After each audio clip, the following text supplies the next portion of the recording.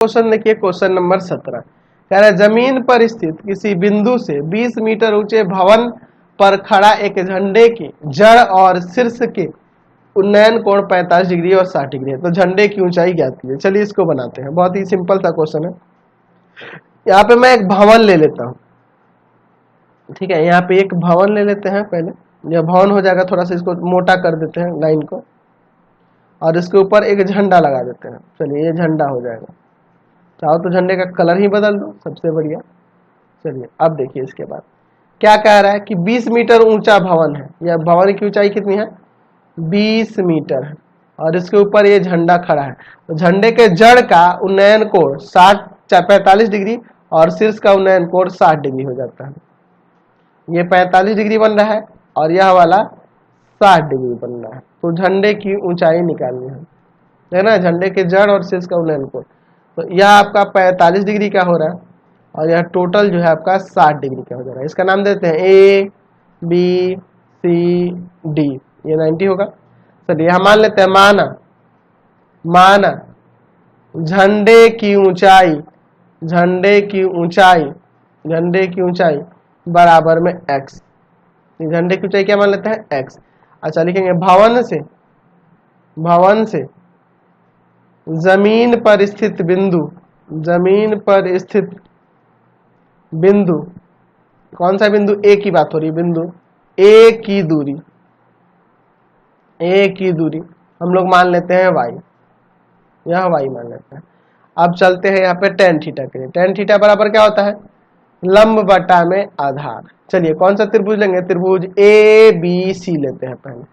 tan 45 है, बराबर में लंब यानी BC आधार AB, एक बराबर में 20 बटा में y बराबर क्या आ जाएगा यहाँ से? 20। सीधे लिख देते हैं y बराबर 20 लिख देते हैं, y बराबर 20 मीटर। अब दूसरा वाला त्रिभुज ABD चलते हैं। त्रिभुज ABD में ये D ऊपर है, ये वाला D है, ठीक है। चलिए क्या हो जाएगा? tan 60 लेंगे बड़ा वाला त्रिभुज में, तो हो जाएगा आपका BD बटा में AB। tan 60 का वैल्यू √3 और BD आपका है x प्लस में 20। देख लो यह BD x प्लस 20 हो जाएगा, और बटा में AB जो है y है। y का वैल्यू यहाँ रख दे क्या? y का वैल्यू 20 है, रख देते हैं x प्लस 20 बटा में 20। ये क्रॉस मल्टीप्लाई कर दे, कुछ नहीं तो 1 दे दो। x प्लस 20 बराबर में 20 √3, इसको उधर लेके चले जाते हैं, ठीक है। तो हो जाएगा x बराबर में 20 √3 माइनस में 20 कॉमन करके छोड़ दो, ऐसे भी चल जाएगा। 20 कॉमन करके छोड़ दोगे तब भी हो जाएगा, या फिर उसका वैल्यू भी रख दोगे √3 का, तो भी कोई दिक्कत नहीं है, ठीक है। ऐसे भी इतना भी अंतर ठीक है, या फिर चाहो तो यहाँ वैल्यू भी रख सकते हो, तो कोई दिक्कत नहीं, यहाँ वैल्यू भी रख सकते हैं।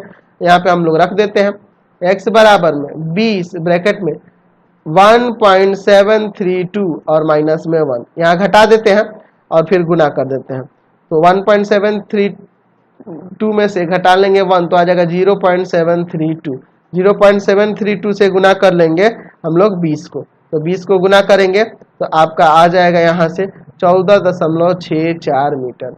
इसलिए झंडे की लंबाई निकालनी थी ना, झंडे की ऊंचाई, वही एक ही बात हुई।